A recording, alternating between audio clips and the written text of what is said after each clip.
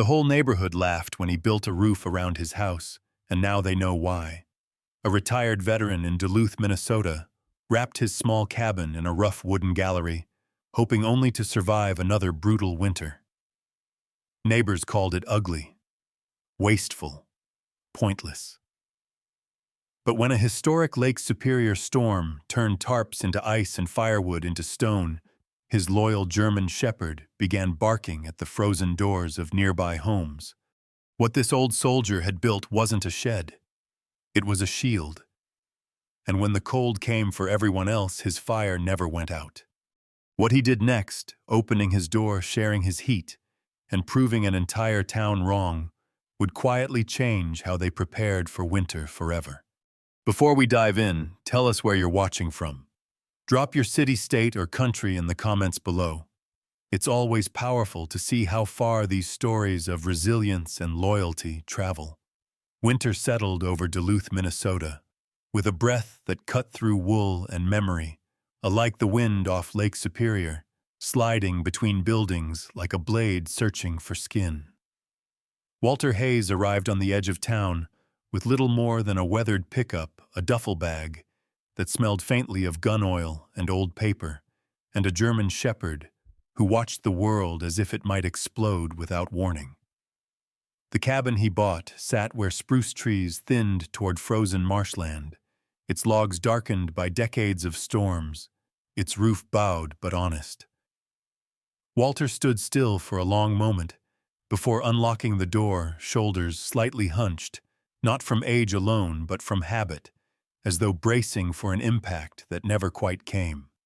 He was in his late 60s, tall but lean now, the muscle of his younger years worn down into ropey strength. His face was sharply angled cheekbones, prominent jaw squared by a gray-flecked beard he kept trimmed close not for vanity, but because loose hair once caught on a rifle sling in a place he never talked about. His eyes were pale and unreadable blue that rarely softened, and the thick red and black buffalo plaid flannel jacket he wore seemed less like clothing and more like armor buttoned to the throat against both cold and conversation. Ranger padded around him in a slow circle, nails clicking on the cabin's warped boards. The dog was a large German shepherd, nearly 8 years old, with a dense sable coat shot through with silver along the shoulders and muzzle amber eyes alert even in stillness. One ear bore a small notch, a souvenir from a barbed wire fence long ago, and Walter had learned to read the dog's posture the way other men read clocks. Today, Ranger's tail moved in a low, steady arc, not excited, not fearful, watchful. They had been through enough together that silence between them felt complete, even companionable.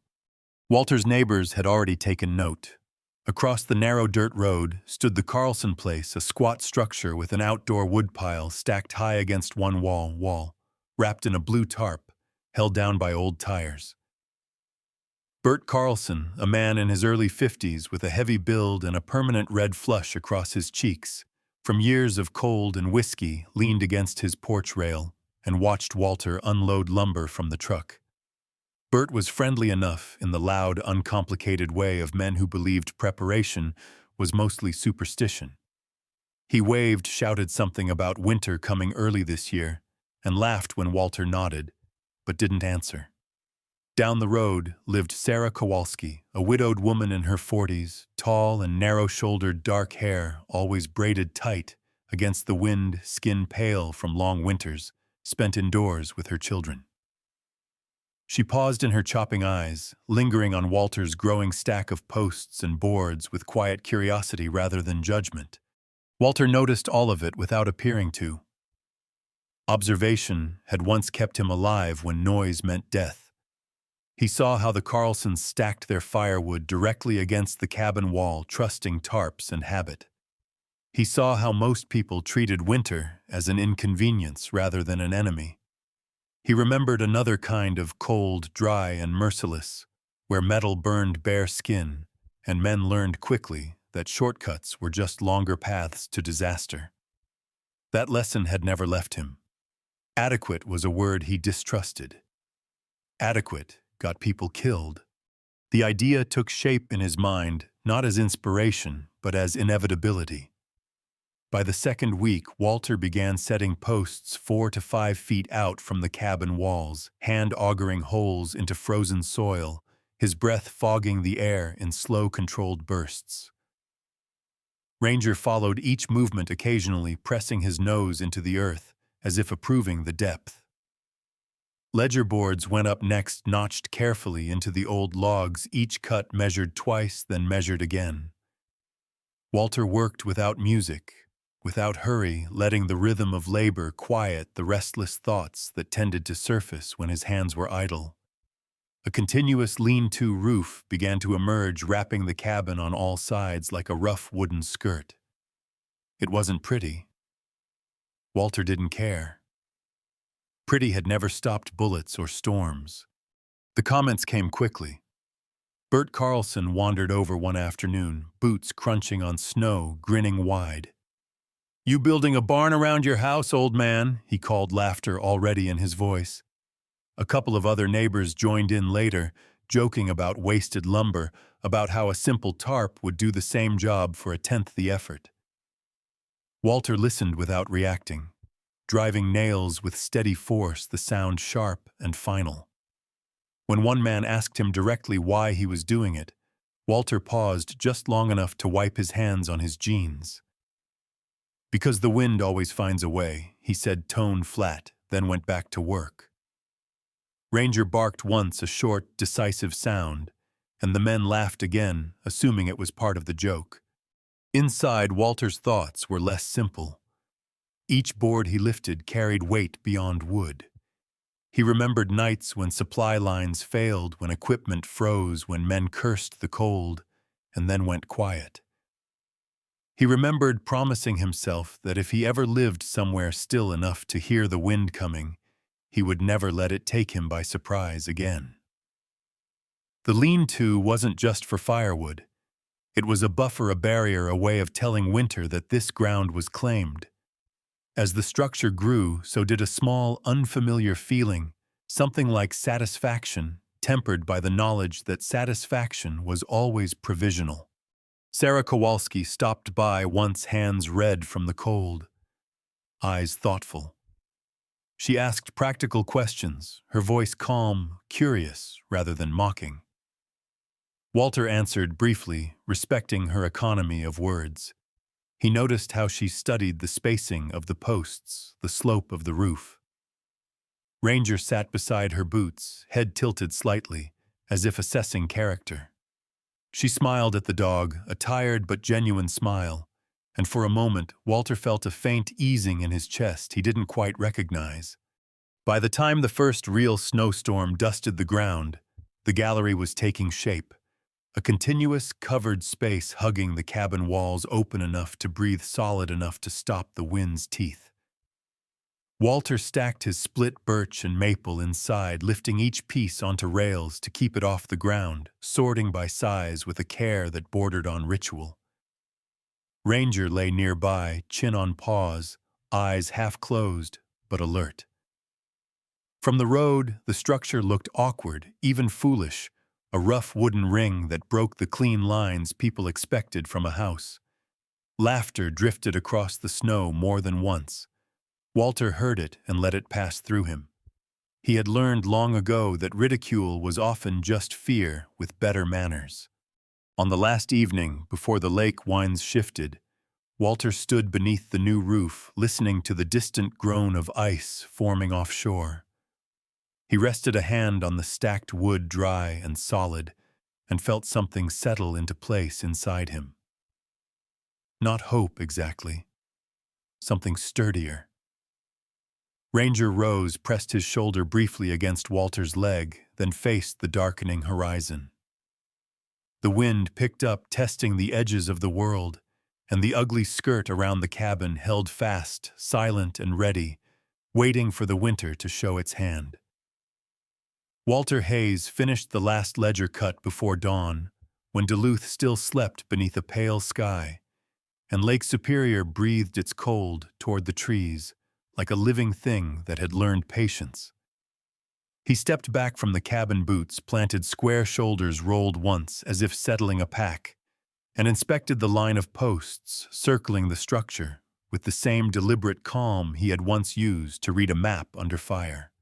Each post stood at measured intervals, neither guesswork nor convenience dictating their placement, but memory of load-bearing angles of forces that punished arrogance and rewarded humility.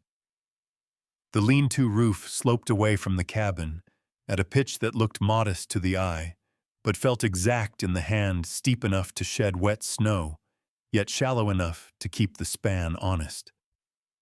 Walter's face was tight with concentration, gray beard frosted at the tips, pale eyes narrowed, not in anger but in calculation, and the red and black buffalo plaid flannel jacket creaked softly as he reached, measured, and reached again. Ranger moved beside him like a shadow with fur, head low, ears forward, testing the air. The dog was nearly 8 now, heavy in the chest, powerful without bulk, his amber eyes alert to a language Walter had learned to trust more than forecasts. When Ranger stopped and growled, not loud, but with a low vibration that traveled through the boards, Walter followed the sound to a seam where wind pressed its fingers. He sealed it, then waited. Ranger's growl softened into a satisfied huff. Inspection passed. The men down the road laughed when they saw Walter crawling the perimeter on hands and knees, taping ceiling, adjusting vents near the eaves. They called it overkill. Walter thought of it as silence earned. Wind, he knew, did not announce its worst intentions. It tested, retreated, returned stronger. He built for the return. By mid-morning, Sarah Kowalski walked over with careful steps, scarf tight at her throat braid, dark and precise against her coat. She was tall and spare, her movements economical, the kind of woman whose stillness held weight. She watched Walter's work with an intensity that suggested long winters spent measuring risk rather than luck. Her children were not with her today. They were home, she said, learning sums by the stove. Walter nodded, offered no small talk. She asked about the vents, her voice even curious. Walter explained without flourish how moisture killed fuel faster than cold, how trapped dampness rotted patience and wood alike. Sarah listened, eyes moving from vent to vent, and nodded once as if filing the information away for later use. Ranger sat between them, posture neutral, tail resting on the snow like a period at the end of a sentence. When Sarah smiled, it was brief but real, and Walter felt that same faint easing in his chest, unfamiliar and unwelcome only because he had learned not to trust it.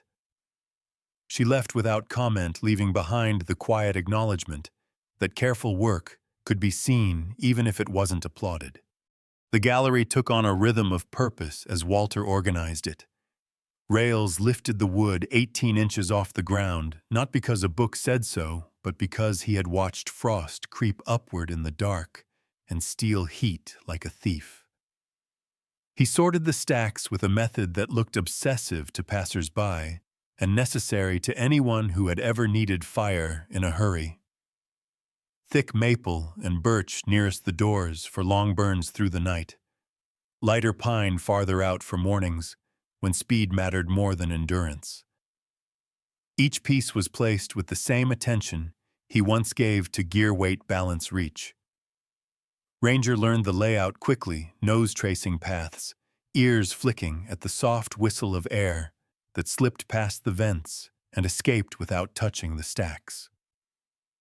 When a gust rose suddenly from the lake and struck the outer wall, the structure answered with a dull, reassuring thud. Walter felt it in his boots, a conversation between earth and wood that told him the forces were being spent where he wanted them spent. Bert Carlson appeared again, hat pulled low, a grin set too wide to be kind. He had brought company this time, 2 men from town, both bundled and amused. One of them, a younger fellow named Luke Jensen, with a thin beard and a habit of talking with his hands, circled the gallery, tapping boards, shaking his head. "Looks like a fort," Luke said, laughing. You expecting a siege, Walter didn't rise to it. He hammered a nail home, then another, steady as a metronome. Bert's laughter faltered when a sudden gust ripped across the clearing, flattening the snow and driving it sideways. The tarp on Bert's woodpile snapped, ice already forming along its folds, and Walter watched without comment as Bert ran to secure it, swearing.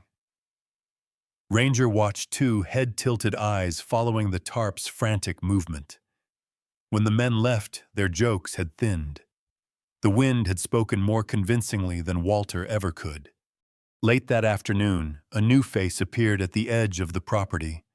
Thomas Reed, the county fire warden, a compact man in his early 60s with a square jaw and a mustache trimmed so neatly it looked painted on. His coat bore the scuffs of years spent checking chimneys in bad weather, and his eyes were sharp with a professional skepticism earned through loss. Thomas had lost a cousin to a cabin fire decades ago. It had shaped the way he weighed risk, making him cautious, without making him cruel. He walked the gallery slowly, measuring distances with practiced steps, eyeing the stone-lined breaks Walter had built between wood and wall. "You're storing a lot close in," Thomas said, voice level. Walter met his gaze, answered with facts rather than defense. Clearances, stone barriers, metal sheathing near the stove side, vent paths designed to bleed moisture without feeding flame. Thomas listened, asked pointed questions, nodded when the answers held. "It's unconventional," he said finally, "but it's thought through." He wrote a note in his book, the sound of pencil on paper, crisp in the cold. When he left, he tipped his hat to Ranger, who accepted the gesture with the dignity of an old sergeant. As evening fell, the lake darkened, and the sky took on that heavy look Walter recognized from too many thresholds, pressure dropping, breath thickening. He walked the gallery once more, hand brushing the boards, feeling for tremor. The vents whispered. The roof held. Inside the cabin, the stove drew clean flames, steady. Walter sat on the edge of the bench and listened not to the fire, but to the absence of other sounds. No rattle of loose tin, no hiss of damp wood. The wind came and went, testing the structure like a skeptic, and each time it left a little less convinced it could do harm. Ranger lay at Walter's feet, chin on paws, eyes half-lidded, the notch in his ear catching the firelight. Walter thought about discipline, not the shouted kind, not the medals or the orders, but the quiet, unglamorous discipline of doing the small things right when no one was watching. He had learned it the hard way, and he had learned to trust it when trust was scarce. Outside, the men down the road tightened tarps and told themselves it would be enough. Walter did not wish them ill. He simply wished the winter would be honest so that lessons would be clear. When he finally banked the fire and stood to close the inner door, he paused, hand on the latch, and allowed himself a thin smile. The gallery was ugly, yes. It was also ready. And in that readiness, Walter found a kind of peace he had not felt since silence meant safety. The storm arrived without ceremony, as Great Lakes storms often did, announced only by a sudden heaviness in the air and a wind that shifted direction like a thought turning dark.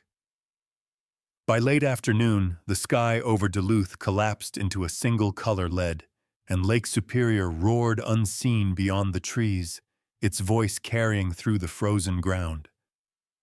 Snow did not fall so much as a tack driven sideways in hard sheets, and the temperature dropped fast enough that breath crystallized before it could fully leave the lungs.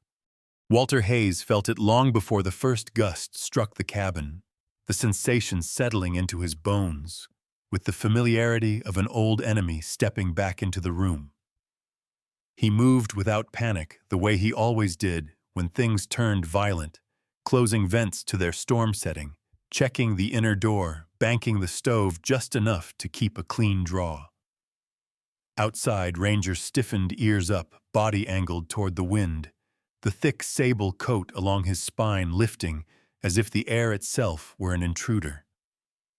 The dog was calm but alert, 8 years of shared survival having taught him that noise meant nothing and pressure meant everything. Down the road, chaos began in smaller, more human sounds. Bert Carlson burst from his cabin with a curse boots slipping on ice as he fought the blue tarp that had become something else entirely. What had once been flexible canvas now hung stiff and translucent, frozen into sharp-edged folds that cut his gloves when he tried to wrench them free. Snow, driven by 60-mile winds, had found every opening, packed itself beneath the tarp, and sealed the woodpile in a shell of ice so thick it rang dully when struck. Bert was a large man, strong in the arms, but strength meant little against physics. He hacked at the frozen mass with an axe-breadth, ragged beard rimed white each swing, sending a shock up his arms and no warmth back in return. Inside his cabin, his stove sputtered and hissed the oak he fed it steaming, instead of burning smoke rolling low and bitter. His wife's voice carried faintly through the wind, sharp with fear, children crying behind it. Sarah Kowalski stood in her doorway, scarf pulled high, her tall, narrow frame braced against the blast, as she watched her own lean-to shudder. The roof groaned, boards flexing under a load they had never been meant to bear, and when one support gave way with a crack like a gunshot, Sarah flinched despite herself. She moved quickly, then the practical calm she carried every day sharpening into urgency, dragging what she could of her wood supply inside before the opening vanished under snow. Her face was pale, dark braid plastered to her coat, with ice eyes calculating losses with the same clear honesty she brought to everything else. This storm was not about pride. It was about staying alive. Walter watched none of this directly. He did not need to. He felt the difference the moment the first full gust struck his gallery. The wind hit the outer wall and broke its force spent in a low, hollow boom that vibrated through the posts and died there. Snow piled against the exterior boards 3 feet deep within hours, but inside the covered ring, the air stayed strangely calm, held in place by wood and intention. Walter opened the small plank door he had built into the gallery and reached for a split of birch. It was light in the hand dry, and when he knocked it against the door jamb, it rang clear and sharp, the sound of fuel ready to do its job. He carried it inside, laid it carefully, and struck a match. The flame caught immediately clean and bright, as if grateful. Ranger lay across the threshold of the inner door, broad body turned sideways to block any draft, amber eyes half-lidded but aware. The cabin warmed steadily, the stove drawing without complaint, the chimney breathing evenly into the storm. As night fell, the storm intensified. Power lines down in town plunged distant houses into darkness, and the road disappeared beneath drifting snow that erased boundaries and directions alike. The wind found new notes in its howling, rising and falling, like something alive and angry. In cabins along the road, stoves went out one by one, defeated by fuel that would not burn. People layered coats and blankets huddled close to iron boxes that gave more smoke than heat. Walter banked his fire again, not out of fear of scarcity, but out of habit, and listened to the gallery absorb the assault. Each gust that would have stripped heat from bare walls now lost itself in the buffer he had built. The quiet inside was not complete. Nothing ever was, but it was controlled. The knock came late, sharp, and uneven, barely audible beneath the wind. Ranger was on his feet before Walter stood moving to the door with a low warning sound that ended as soon as Walter touched the latch. When he opened it, Bert Carlson stood there with his youngest son bundled in blankets, both of them shaking despite the layers. Bert's face was gray beneath the red flush eyes rimmed with fear, and cold pride burned away by necessity. "My stove won't hold," he said, voice hoarse. Walter stepped aside without a word, gesturing them in. The contrast was immediate. Inside Walter's cabin, the air was warm enough to loosen stiff fingers, warm enough that Sarah Kowalski's earlier lesson preparation over pride made brutal sense. Bert's boy stopped shivering almost at once, eyes widening as the heat reached him. Within the hour, Sarah arrived with her 2 children, faces pinched, coats crusted with ice. Her lean-to had collapsed completely, burying most of her wood beneath snow and broken boards. She had salvaged a few splits, but they were glassed over, useless, without hours of drying she did not have. Walter welcomed them the same way, his movements efficient, his voice calm. He brought in extra wood from the gallery, selecting pieces he knew would burn hot and steady, the organization he'd been mocked for, now allowing him to act without hesitation. Ranger moved among the newcomers with careful curiosity, sniffing mittened hands, accepting cautious pats, then settling near the stove where the warmth pooled deepest. By midnight, 7 people filled the cabin, sleeping, where they could breathe, rising and falling in a shared rhythm. Outside, the storm continued its work, but the gallery held the wind, breaking again and again against a structure designed to make it tired. Walter sat awake longer than the others, watching the fire, listening to the silence beneath the noise. He felt no triumph, no urge to say, "I told you so." He felt only the steady satisfaction of systems working as intended under pressure, and the quiet weight of responsibility that came with having prepared when others had not. Near dawn, as the storm finally began to lose its edge, Walter stepped into the gallery once more. Snow lay deep against the outer walls, sculpted by the wind into hard, frozen waves, but inside the air was dry and still. The wood stacks stood untouched, ready. Ranger followed him, tail wagging once, slow and content. When Walter looked back toward the cabin where neighbors slept safely through the last hours of the gale, he understood something he had learned long ago and forgotten for a while. Preparation was not about proving anyone wrong. It was about making sure the cold did not get the final word. The wind did not ease when the sky lightened. It merely changed its voice, trading the savage howl of night for a grinding persistence that pressed on the cabin, like a weight that meant to stay. Walter Hayes had not slept, not really. He dozed in the shallow way learned by men who once listened for footsteps in places where footsteps meant trouble. The stove breathed steadily, the gallery outside held, and Ranger moved through the cabin with quiet authority. A broad-shouldered German shepherd, whose presence reassured without demanding attention. By the time the first knock came, it was no longer neighborly. It was urgent, uneven, the sound of someone knocking with more fear than etiquette. Walter rose without haste and opened the door to a man he barely knew. A rail-thin fellow named Caleb Morris, early 30s, cheeks hollowed by cold and worry, a short beard clotted with ice.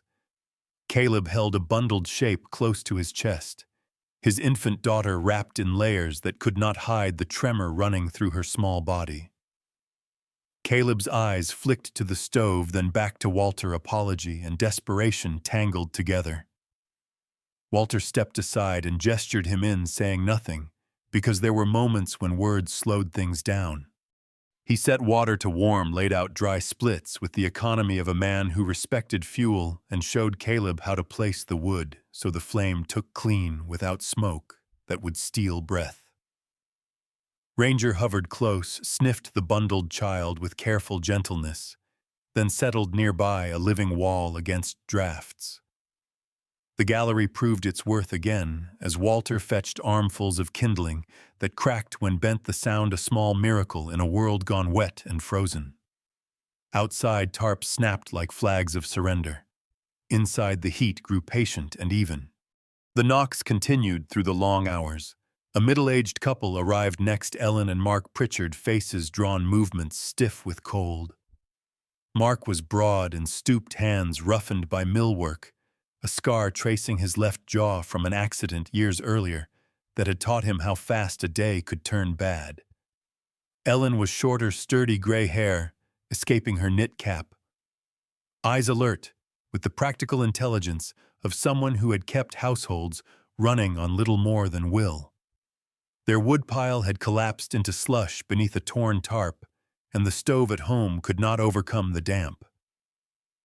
Walter brought them in, made space without ceremony, and demonstrated again the quiet techniques that kept fires honest, how to open the damper just enough, how to let the first flame settle before feeding it, how to listen for the hiss that warned of moisture fighting heat.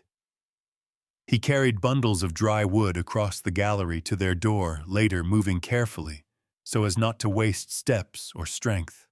Ranger followed tail low and calm, accepting the strangers with a steady gaze that seemed to say they were safe for now. Sarah Kowalski remained through it all, moving with the unspoken authority of someone who understood triage.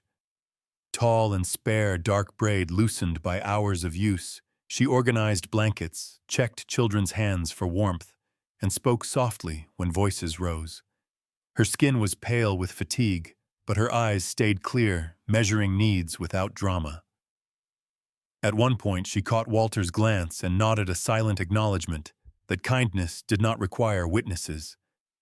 When smoke from a neighbor's jacket made Ranger sneeze a sharp, indignant sound that cut through the tension, Sarah laughed despite herself, the sound brief and surprised, and the room breathed easier for it. Walter allowed himself a thin smile. Humor like heat could be rationed carefully and still do good work. The gallery outside proved itself in subtler ways as the night dragged on. Where bare walls would have let the wind strip warmth and loosen chinking. The buffered ring blunted each assault, reducing the pressure on the stove so the draw remained stable. Snow piled high against the exterior boards, but the inner space stayed accessible, dry enough that Walter could sort fuel by touch, even in low light. He selected quick-burning pine for neighbors whose stoves struggled denser hardwood, for those who needed endurance, adjusting his choices the way he once adjusted plans when conditions shifted. He did not count what he gave. He counted what he needed to keep everyone through the night. The discipline of supply had been written into him long before Duluth, and it surfaced now without bitterness. Thomas Reed, the county fire warden, appeared near dawn, coat rimed with ice mustache, stiff eyes tired but focused. He had been checking on households when the roads allowed, and had followed the glow of Walter's chimney like a signal. Thomas took in the scene with a professional's quick inventory, the clearances around the stove, the stone breaks, the calm distribution of bodies and blankets. He said little, but his nod carried weight. "You kept your head," he said finally, voice low. Walter shrugged as if keeping one's head were the only reasonable option. Thomas stayed long enough to help reseat a stovepipe joint in a neighbor's jacket, using a tool Walter retrieved without searching because everything had a place. When Thomas left to continue his rounds, he carried with him a quiet certainty that this cabin would not be the source of the night's tragedies. As the storm began to loosen its grip, the air shifted again, the wind losing its edge, the snow falling straighter. The people inside the cabin slept in uneven patches, breath steady at last. Walter sat back on the bench, fatigue settling into him, like a tide he had been holding at bay. He felt no swell of pride, no desire to be thanked.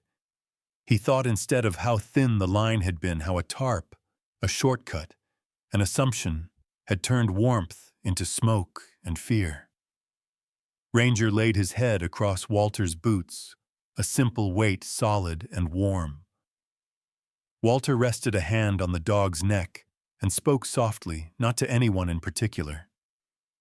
"I'm not saving the world," he said the words, half humor, half truth. "I just don't want anyone freezing, because a tarp lied." The fire answered with a small pop, the sound of resin giving way, and the gallery stood outside, quiet and unremarkable, doing the work it had been built to do, while the storm finally reluctantly moved on. Spring did not arrive in Duluth, with warmth so much as with surrender, the slow admission by winter that it had done all the damage it could do for the year.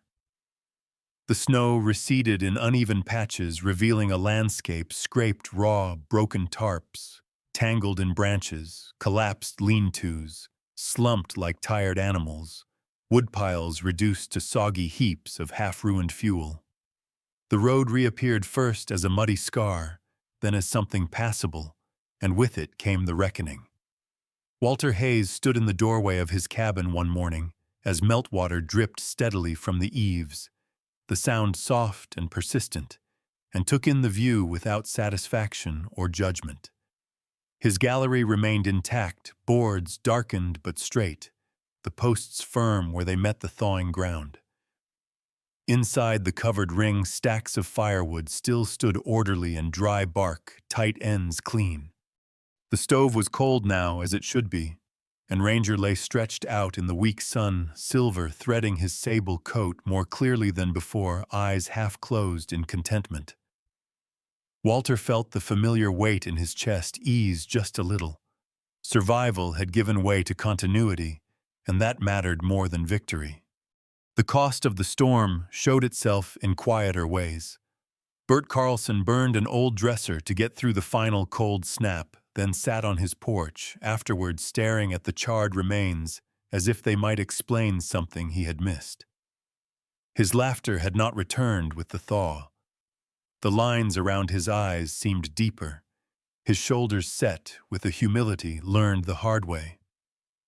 Sarah Kowalski patched her roof with scavenged boards and borrowed nails, her movements precise, efficient braid, back to its usual discipline. She had lost more wood than she could easily replace, but she had kept her children warm, and that fact steadied her. The Pritchards repaired their lean-to with heavier bracing. Mark's scar catching the sunlight, as he worked Ellen offering advice with the authority of someone who had paid attention all along.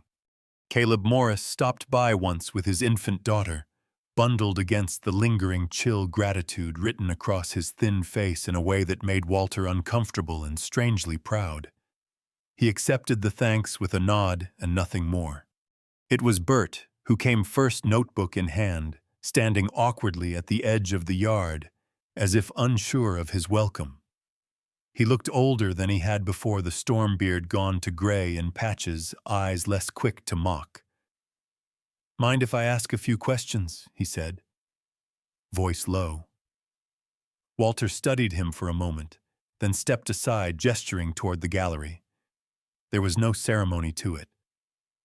Bert asked about post spacing, about how deep to set them in timber soil, about why the roof pitch mattered so much. Walter answered by pointing, by tapping boards, by explaining forces rather than preferences. He spoke the way he had once briefed men before a long night, clear, direct, with no room for romance. Ranger sat nearby, head lifted, watching Bert with an interest that was no longer suspicion, but assessment. When Bert left, his notebook was full, and his laughter still absent, replaced by something sturdier. Others followed. Mark Pritchard came with a measuring tape, hands rough, questions practical. He wanted to know how to create stone breaks that actually stopped fire, how to keep hay from becoming a liability instead of a resource. Walter showed him the partitions, explained. Airflow emphasized redundancy. "Build so one mistake doesn't kill you," he said, and Mark nodded, understanding the principle beyond the project. Sarah arrived one afternoon with her children, the younger one carrying a small tin of cookies that had survived the winter. She did not ask many questions. She watched, listened, and then asked one precise thing about vent placement that told Walter she had already grasped the larger system. Her skin looked healthier now, touched by sun rather than stove heat, and when she smiled it lingered a fraction longer than before. Ranger accepted a cookie crumb with solemn appreciation. Even Thomas Reed returned, not in uniform this time, but in work clothes, his mustache less severe, eyes lighter. He walked the perimeter with Walter, noting how the posts had held through freeze and thaw, how the vents had prevented rot. "You did more than keep folks warm," Thomas said. "You changed how they think about risk." Walter shrugged, uncomfortable with the scale of it. He had not set out to change anyone's mind. He had set out to keep the wind honest. Thomas clapped him on the shoulder before leaving a gesture of respect rather than familiarity. As April wore on, small versions of the gallery began to appear along the road. Some covered only 2 sides of cabins, others 3, each adapted to means and taste none quite as complete as Walter's. The laughter that accompanied construction was different now, self-directed, cautious, edged with learning. Children played among the posts, dogs slept in the shade of new roofs, and the wind, when it came, found fewer places to do its worst. Walter watched this spread without commentary, repairing a loose board, here replacing a nail there, Ranger always nearby. He felt no ownership over the idea. Ideas like lessons were meant to move. One evening, as the sun lingered longer and the lake's voice softened, Walter sat on the steps with Ranger at his side and listened to the ordinary sounds of a place recovering. Hammers tapped, a door slammed, someone laughed, then coughed. He thought of the word prepared, how people mistook it for pessimism. He had learned otherwise. Preparation done right was an act of care, a way of loving people enough to imagine the worst and refuse to let it happen unchecked. He had built his ugly skirt not to be right, but to be ready. The difference mattered. When Sarah stopped by with a question about lumber sources, Walter answered, then surprised himself by asking about her children's lessons. When Bert waved from his porch, Walter raised a hand in return. Ranger thumped his tail once, slow and satisfied. The storm had taken much, but it had given something back, a community quieter, steadier, less interested in shortcuts. As the last of the snow retreated into shadow, Walter stood and closed the gallery door for the season, fingers resting on the wood, a moment longer than necessary. He felt no need to say what the winter had taught him. The evidence stood all around, framed in posts and roofs, in habits changed and questions asked. Preparing for the worst, he knew now, as he had always known, was not an admission of fear. It was a declaration of love for family, for life, and sometimes for the very people who had once laughed hardest. Sometimes the miracle doesn't arrive as thunder or light from the sky. Sometimes it comes quietly, shaped like preparation, patience, and a heart that chooses responsibility over comfort. What saved this home wasn't luck, and it wasn't pride, it was wisdom, discipline, and a willingness to do the right thing long before anyone else understood why. In many ways, this is how God works in our daily lives. He doesn't always remove the storm.